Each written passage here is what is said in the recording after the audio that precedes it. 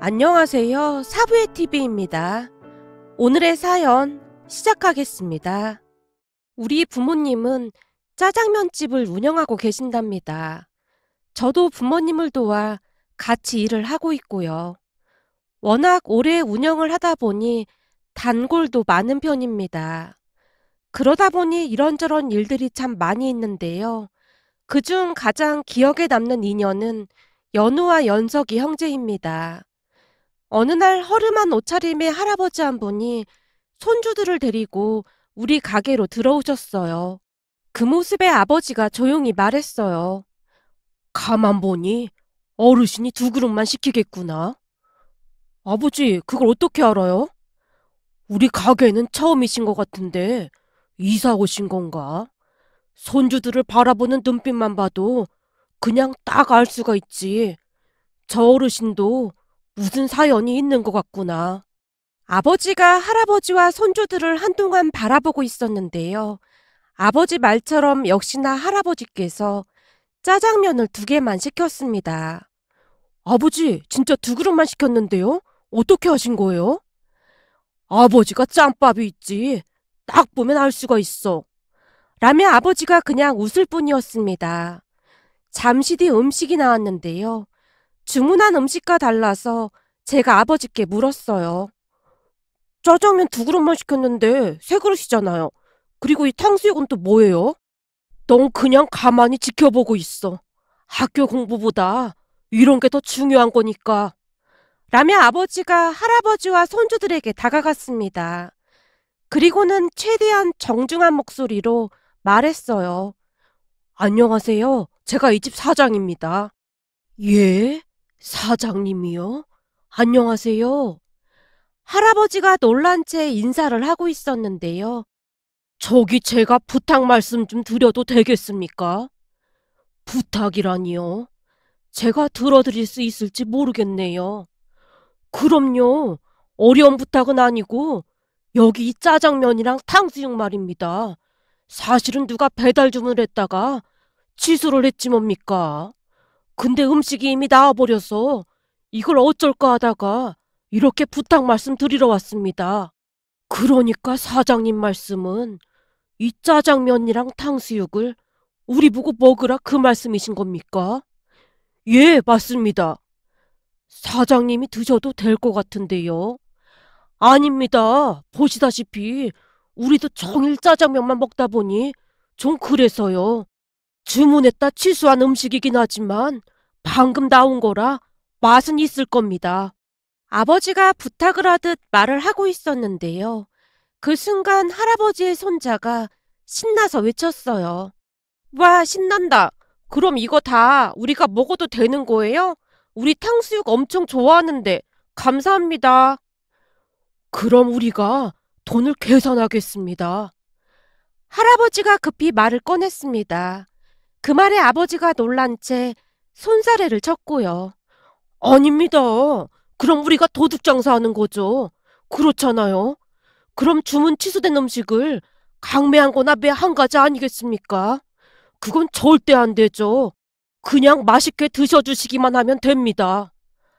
아이고, 정말 감사합니다. 할아버지께서 아버지한테 인사를 하고 있었는데요. 순간 할아버지의 눈시울이 붉어져 있었습니다.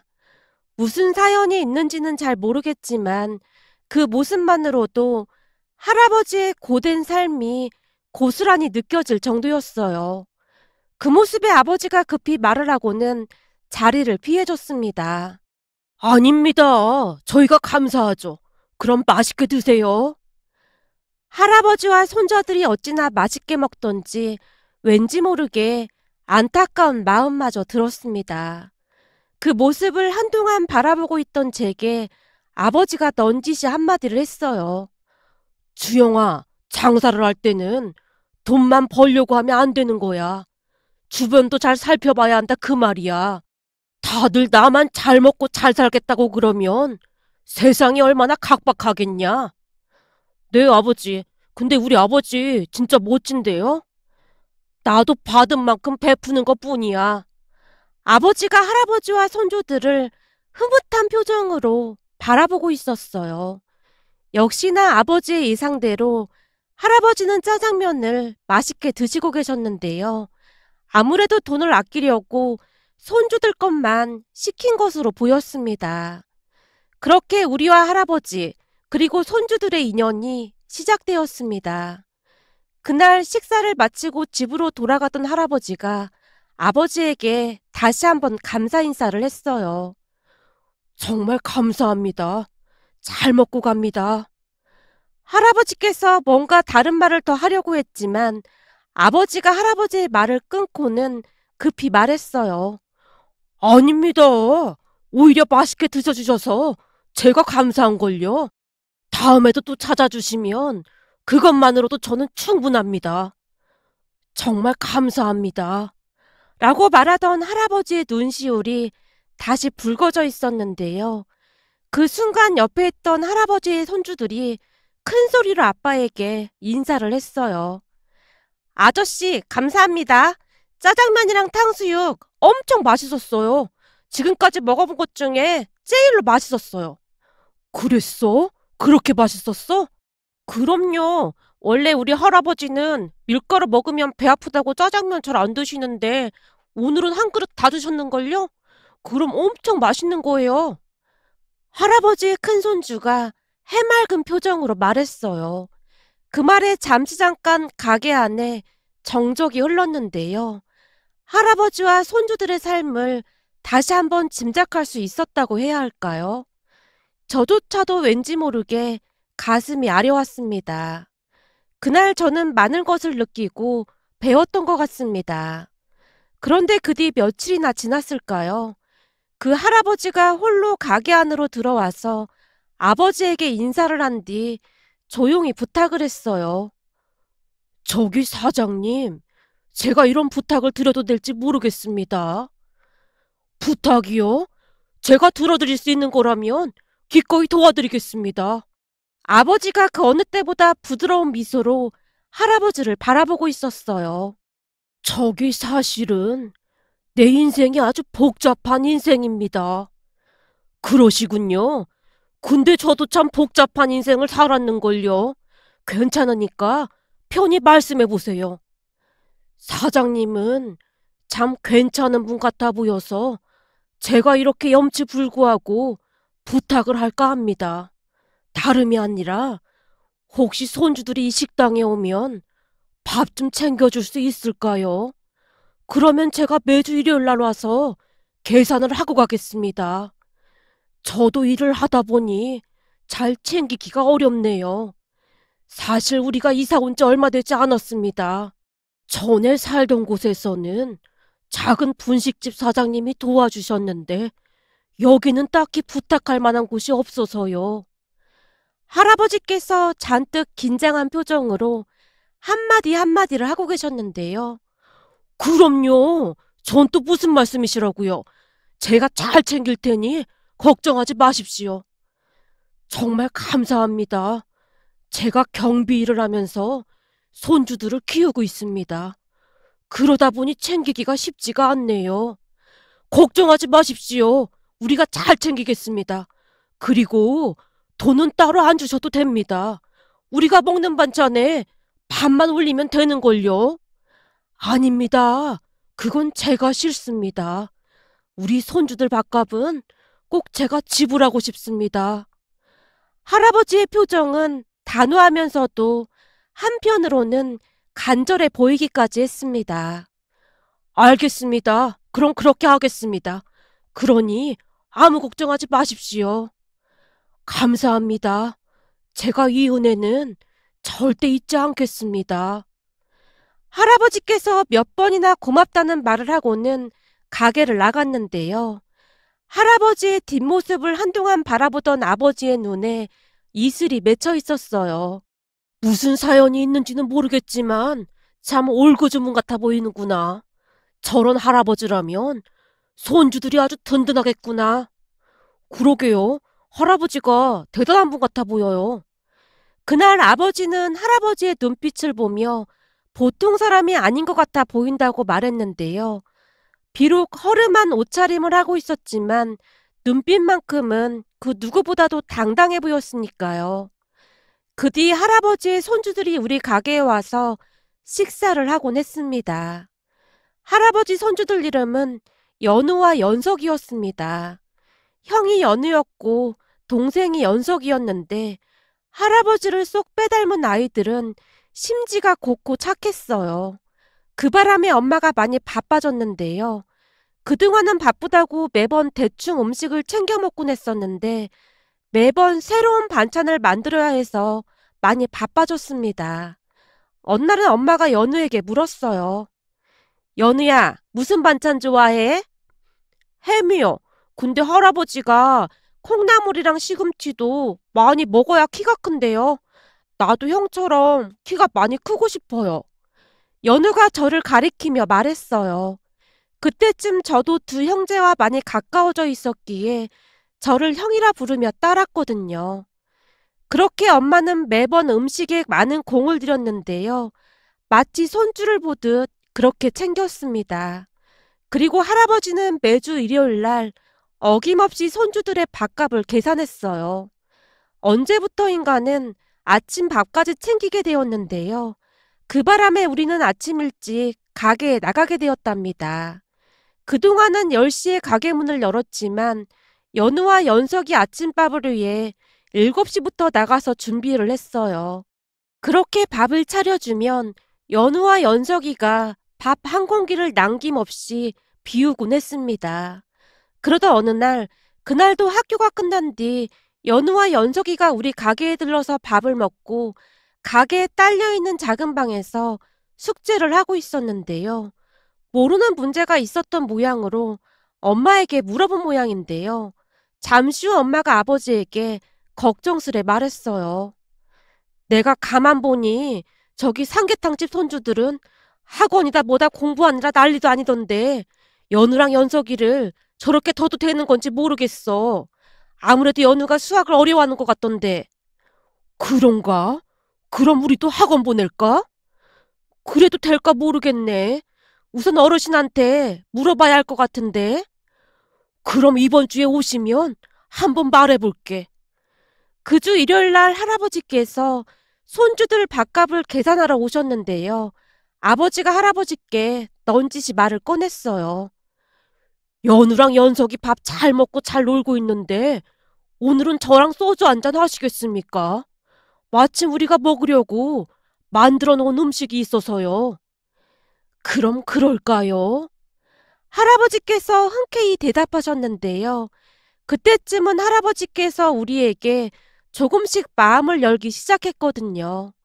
무엇보다도 연우랑 연석이가 부모님을 큰엄마, 큰아빠라고 부르며 워낙 잘 따르기도 했기에 할아버지도 조금씩 마음이 놓이는 듯 해보였습니다. 그날 소주를 마시던 할아버지께서 당신의 인생 이야기를 해주셨는데요. 할아버지께는 아들이 한 명 있었다고 합니다. 오래전 할머니께서 돌아가시고 홀로 아들을 키우며 살았다는데요. 아들이 참 똑똑하고 착했다고 합니다. 그러다 보니 할아버지께서 최선을 다해서 뒷바라지를 했고요. 그렇게 아들은 명문대에 들어갔고 그날이 할아버지 인생에서 가장 행복했던 날이라고 합니다. 그 뒤에도 아들은 승승장구했다는데요.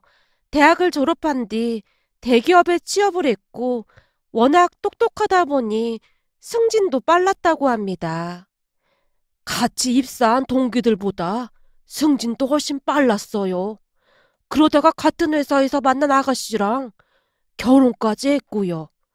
며느리도 그렇게 착할 수가 없었습니다. 한마디로 그동안 저 홀로 고생한 것을 다 보상받는 듯한 그런 기분이었어요. 그때는 밥을 먹지 않아도 그냥 배가 불렀거든요. 그리고 손자가 태어났고 저도 오며 가며 손자를 봐줬습니다. 둘째 손자가 태어나고 나서부터는 며느리가 회사도 그만두고 손자들을 봤고요. 한동안 말씀을 하시던 할아버지께서 소주잔을 들어서 쭉 들이키셨는데요. 쓰디 쓴 소주 맛 때문이었는지 인상을 잔뜩 찌푸리고 있었어요. 그런 할아버지에게 아버지가 추임새를 넣듯 말을 했습니다. 아주 든든했겠습니다. 그럼요. 하루하루가 구름 위를 걷고 있는 것 같았어요. 그 뒤에도 우리 아들은 회사에서 아주 잘 나갔거든요. 덕분에 며느리가 편하게 손주들을 키웠고요. 그런데 호사다마라고 했던가요? 그 일은 정말이지 어느 날 갑작스레 일어났습니다. 무슨 안 좋은 일이 있었던 모양입니다. 예, 출장을 다녀오던 우리 아들이 사고가 났습니다. 참 어이가 없었던 것이 상대방 운전자가 만취 상태였다고 하더라고요. 그 자리에서 가해자와 우리 아들이 동시에 세상을 떠났습니다. 그런데 사고를 낸 가해자가 트럭 운전을 해서 하루하루 먹고 사는 사람이었는데 그쪽도 자식들이 줄줄이더라고요. 그렇게 허망하게 아들이 세상을 떠나고 말았습니다. 처음에는 실감도 안 나고 정신이 반쯤 나간 채 살았어요. 그때 생각이 나는지 할아버지가 다시 양미간을 잔뜩 찌푸리다가는 힘겹게 말을 이어갔습니다. 할아버지의 말에 의하면 그렇게 아들을 떠나보내고는 넋을 놓고 계셨다는데요. 어느 날 며느리가 찾아와서 울면서 말을 하더랍니다. 아버님, 아버님까지 이러고 계시면 저는 어떻게 살아가요? 연우 연석이를 봐서라도 얼른 일어나셔야죠. 며느리가 어찌나 간절하게 말을 하던지 정신이 번쩍 들었답니다. 그 뒤 할아버지는 손자들과 며느리를 챙기며 살았다는데요. 얼마 뒤 더욱 기가 막힌 일이 일어났다고 합니다. 남편이 세상을 떠난 뒤 며느리가 이런저런 일들을 닥치는 대로 했던 모양인데요. 보험금이 나오긴 했지만 홀로 자식들을 키워야 한다는 중압감에 며느리가 더욱 열심히 일을 하며 살았다고 하네요. 아무래도 여자 혼자 자식들을 키워야 했으니 며느리 입장에서는 걱정이 될 수밖에 없었겠지요. 그러다 보니 며느리가 닥치는 대로 일을 하더라고요. 그래봤자 우리 아들이 벌어오던 돈에 반도 안 되었으니 저도 열심히 벌어서 보탰고요. 그런데 하늘도 무심하지. 그럼 며느리가 위암에 걸린 겁니다. 몇 차례 수술을 했는데 이미 손을 쓸 수가 없다고 하더라고요. 결국 며느리마저 그렇게 세상을 떠났습니다. 그렇게 제가 손주들을 키우게 되었고요. 세상에 이런 기가 막힌 인생이 또 어디 있겠습니까? 어느새 할아버지의 눈에 눈물이 가득 고여 있었습니다. 아버지가 할아버지의 손을 꼭 잡아주며 말했어요. 이렇게 만난 것도 인연인데 앞으로 저희랑 가족처럼 지내시죠. 그렇게 우리는 가족처럼 지내게 되었습니다. 엄마 아버지는 연우 연석이에게 큰엄마 큰아빠가 되어주었고 저는 형이 되어주었어요. 그러면서 엄마가 연우 연석이를 친자식 마냥 챙겼는데요. 여기저기 물어봐서 학원도 보내고 하면서 동생들 공부에 열성이었어요. 어느 날은 연우가 엄마에게 물었어요. 큰엄마, 나 학원 안 다녀도 공부 잘해. 안 돼. 다른 친구들 보니까 다들 학원 다니면서 공부하던데 혼자 안 다니면 뒤처져서 안 돼. 큰엄마가 여기저기 물어봤는데 수학은 미리 공부를 해놔야 한대. 근데 형은 공부 잘했어? 연우가 제게 묻고 있었는데요. 공부를 잘하긴 뭘 잘해. 내내 게임만 하고 놀아서 공부 못했지. 그니까 니들은 공부 열심히 해야 한다. 알았지? 엄마, 동생들 앞에서 꼭 그렇게 말해야 해? 내가 네 공부 농사는 망쳤지만 연우 연석이만큼은 번듯한 대학에 보낼 참이야. 딱 보니 엄마 아버지 닮아서 머리가 보통 머리가 아니야. 얼마 전에 연우 연석이 학교에 상담 다녀왔는데 선생님이 어찌나 칭찬을 했는지 모른다. 거기다 글짓기를 했다는데 큰엄마 반찬으로 글을 썼다지 뭐니. 선생님이 그 글을 보여주는데 눈물이 나서 혼났다니까. 우리 연우 연석이는 아주 잘 될 거야. 우리가 그렇게 만들 거다. 엄마가 힘주어 말했습니다. 그렇게 시간이 지나 연우와 연석이는 엄마의 바람대로 명문대에 들어갔어요. 수학적 머리는 타고나야 한다고 하더니만 돌아가신 아버지를 닮은 모양인지 머리가 엄청 좋았거든요.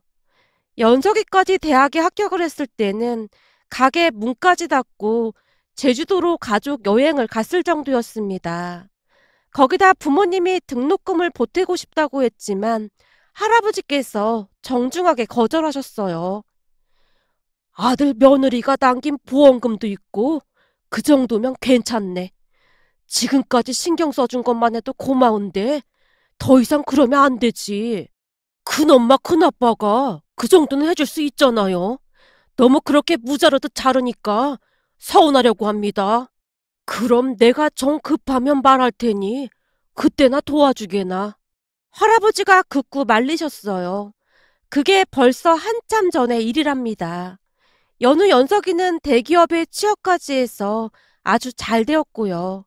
그리고 여전히 우리 가게에서 밥을 먹곤 한답니다.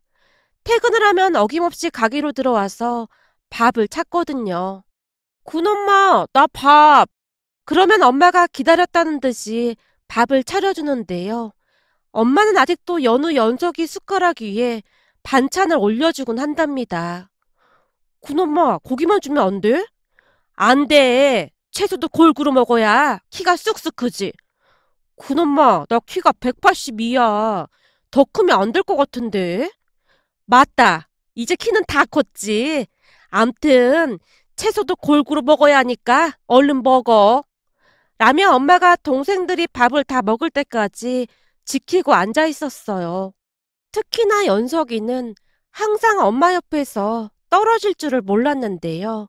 지금도 여전히 엄마 뒷공무니만 졸졸 따라다닐 정도랍니다. 그러던 어느 날 연우가 소개해줄 사람이 있다며 한 아가씨를 데리고 왔는데요. 같은 회사 직원으로 결혼까지 생각하고 만나고 있는 사이라고 했습니다. 처음 인사를 온 날 엄마가 맛있는 음식들을 준비해서 대접을 했는데요. 아가씨는 엄청 똑똑하고 깔끔해 보이는 그런 인상이었어요. 그런데 아가씨가 돌아간 뒤 할아버지께서 조용히 말씀하셨는데요. 조금 예민해 보이는 것 같지 않아? 그렇긴 한데 요즘 아가씨들이 다 그렇다고 하더라고요. 지들만 좋다고 하면 되는 거죠 뭐. 그래도 아가씨가 너무 쌀쌀맞아 보여서 좀 마음에 걸리네. 할아버지가 걱정스레 말을 하고 있었는데요. 아가씨가 영 마음에 들지 않는 듯한 그런 모습이었습니다. 그때쯤은 저도 이미 결혼을 했었던지라 우리 아내도 그 자리에 있었는데요. 아내도 할아버지와 마찬가지로 아가씨가 너무나 차갑게 느껴진다는 말을 하긴 했어요. 하지만 당사자들이 좋다고 하는데 굳이 말릴 이유는 없다고 생각했습니다. 그렇게 몇 달이 더 지나고 조금씩 결혼 이야기가 나오기 시작했는데요. 연우가 엄마에게 혼주석에 앉아달라고 했어요. 그 말에 엄마도 흔쾌히 대답을 했고요. 결혼을 앞둔 연우는 많이 들떠 보였는데요. 어느 날은 우리에게 신이 나서 말했어요. 가족사진 찍어야 하니까 큰엄마 큰아빠 그리고 형이랑 형수님 옷까지 다 맞춰드릴게요. 이번에 가족사진 찍어서 벽에 딱 걸어 놓을 거예요. 그래, 그럼 좋겠네. 사진 찍으려면 나 보톡스 좀 맞고 그럴까? 우리 연우 결혼식인데 큰엄마가 추레하게 갈 순 없잖니. 큰엄마는 지금도 충분히 아름다운데 그런 걸 왜 맞아? 역시 우리 연우밖에 없구나. 내가 우리 연우 때문에 산다니까. 아름답다는 말에 엄마가 신이 난 채 말하고 있었는데요. 엄마는 연우 연석이를 친자식처럼 생각했기에 많이 들떠있는 모습이었습니다. 그 뒤 엄마는 결혼식 준비를 위해 우리 아내와 분주하게 움직이는 모습이었는데요. 결국 아내와 함께 가서 보톡스까지 맞고 왔더라고요. 아무래도 나이가 들어 보이는 것 같아서 살짝 맞고 온 것뿐이야. 곧 상견례도 가야 하는데 너무 없어 보이면 안 되잖니. 엄마가 거울을 들여다보며 설레는 표정으로 말했어요. 그런데 얼마 뒤 그런 엄마에게 찬물을 끼얹는 사건이 발생을 했는데요. 어느 날 가게에서 일을 하고 있는데 연우 여자친구가 가게로 들어왔습니다. 놀란 우리가 반갑게 맞아줬는데요. 그날따라 연우 여자친구의 얼굴이 많이 어두워 보였습니다. 그 모습에 아내가 제게 조용히 속삭였어요. 아무래도 느낌이 안 좋은데? 느낌이 안 좋다니? 그게 무슨 말이야? 전에 봤을 때보다 얼굴이 더 차갑게 느껴지거든. 대체 무슨 말을 하러 온 걸까? 거기다 연우 도련님이랑 같이 온 게 아니고 혼자 온 거잖아. 분명히 뭔가가 있는 게 분명해. 아내가 걱정스러운 듯 엄마와 연우 여자친구를 바라보고 있었는데요. 곧 연우 여친, 아니죠. 예비 재수씨 입에서 충격적인 말이 터져나왔어요. 저기 큰어머님, 제가 이런 말씀 드리기 좀 그런데요. 연우 씨가 큰어머님, 큰아버님, 그리고 형님을 각별하게 생각하는 건 잘 알고 있지만 저희 집 입장에서는 조금 난감한 부분이 있습니다. 난감하다니? 뭐가 난감하다는 거니? 몇 번 얼굴을 봤던지라 엄마가 예비 재수 씨에게 편하게 말을 하고 있었어요. 그게 아무리 그래도 친가족은 아니잖아요. 그 부분 때문에 저희 부모님이 걱정이 좀 많습니다. 그냥 이렇게 말 나온 김에 다 말씀드릴게요. 라며 예비 재수 씨가 긴 한숨을 토해내더니 상상을 초월할 만한 말들을 하기 시작했어요. 연우 씨한테는 아무리 가족 같다고 해도 피를 나는 가족은 아니잖아요? 근데 저까지 챙겨야 하는지도 잘 모르겠고, 사실 저는 상견례에도 큰데 가족들이 나오지 않았으면 좋겠습니다. 피 한 방울도 섞이지 않았는데, 우리가 왜 신경을 써야 하는지도 잘 모르겠거든요. 우리 부모님도 같은 생각이시고요. 그리고 짜장면 가게를 비하하겠다는 건 아니지만, 저희 집하고 모든 게 다 차이가 나도 너무 나거든요. 제가 듣기로는 큰어머님이랑 큰아버님 두 분 다 고등학교 졸업이라고 들었거든요. 그래서 상견례 때 저희 부모님이랑 말도 안 통할 것 같다고 부모님이 걱정이 이만저만이 아니세요. 솔직히 연우 씨만 놓고 봤을 때는 아무 문제도 없는데 가족들이 좀 많이 걸린다고 해야 할까요? 잠시 예비 재수 씨의 말을 요약해 보자면 양가 가족의 수준 차이가 너무나 많이 나서 대화가 안 될 것 같다고 집안에서 걱정이 많다고 했습니다. 또한 얼마 전에 예비 재수 씨 부모님이 우리 가게에 와서 몰래 식사를 하고 갔다는데요. 우리 부모님이 쓰는 말투나 여러 가지가 전부 거슬린다고 했답니다. 아마도 예비 재수 씨가 작정을 하고 쏟아낸 듯 했어요. 그 말에 엄마가 많이 놀란 듯 얼굴이 새파랗게 질려 있었습니다. 결국 제 아내가 둘의 대화에 끼어들었어요. 저기요, 혹시 이러는 거 연우 도련님은 알고 있는 거예요? 우리한테 이럴 게 아니라 연우 도련님한테 먼저 말을 해야 하는 거 아닙니까? 제가 몇 번 말을 꺼내려고 했는데 워낙 완고해서요. 아니, 그걸 왜 우리 어머님한테 말하는 거죠? 이런 문제는 둘이 해결해야 하는 거 아닙니까? 지금 그쪽이 한 말 연우 도련님한테 다 말해도 되는 거죠? 아니요. 그러면 안 되죠. 그냥 알아서 참석 안 해주시면 안 될까요? 이런저런 핑계 대시면 되잖아요. 그쪽이 지금 얼마나 실례를 하고 있는지는 알고 있는 겁니까? 연우 도련님이랑 우리는 그런 사이가 아니에요. 저도 잘 알고는 있는데요. 예비 재수 씨가 계속 말을 이어가려고 했는데요. 아내가 말을 딱 끊은 채 쏘아붙였어요. 그리고 말이죠. 우리 시부모님께서 고등학교만 나와서 말이 안 통할 것 같다고 하셨는데요. 그쪽 부모님은 대학 나오셨나 보네요. 그렇죠. 우리 부모님은 두 분 다 대학 나왔습니다. 친척분들 중에도 대학 안 나온 분들은 아무도 없고요. 우리 친정 부모님도 두 분 다 대학 나오셨거든요. 거기다 우리 아버지는 박사까지 하셨고요. 근데 지금껏 우리 시부모님이랑 말이 안 통한다고 한 적 단 한 번도 없어요. 지금 여기가 어디라고 그따위로 말하는 겁니까? 당장 우리 시어머님께 사과드리세요. 말을 하면 할수록 아내의 목소리에서 살기가 느껴지고 있었기에 제가 아내를 말리려고 했는데요. 아내가 제 팔을 뿌리치고는 다시 소리쳤어요. 당장 사과해. 사과하라고. 당신이 뭔데 그따위로 말을 하는 거야? 저기요, 목소리 좀 낮추세요. 격떨어지게 왜 그래요? 암튼 난 할 말 다 했으니까 그만 가볼게요. 제가 했던 말 잘 생각해 주셨으면 좋겠습니다. 예비 재수씨가 혼비백산한 채 나가버렸는데요. 그 와중에도 아내가 고래고래 소리를 지르고 있었어요. 당장 사과하고 가라고! 너 내가 가만두나 봐? 여보, 진정하고 그만 좀 해. 내가 지금 진정하게 생겼어? 참, 내 정신 좀 봐. 어머님, 괜찮으세요? 아내가 급히 엄마를 챙기고 있었는데요. 엄마의 얼굴은 여전히 창백해 보였습니다. 아무래도 충격을 받아도 단단히 받은 것 같아 보였어요. 그날 우리 집은 완전히 초토화가 났는데요. 부모님은 연우에게 아무런 내색도 하지 말자는 그런 분위기였고, 아내는 그럴 생각이 전혀 없어 보였습니다. 연우 도련님을 생각한다면 더욱더 이러면 안 되는 거죠.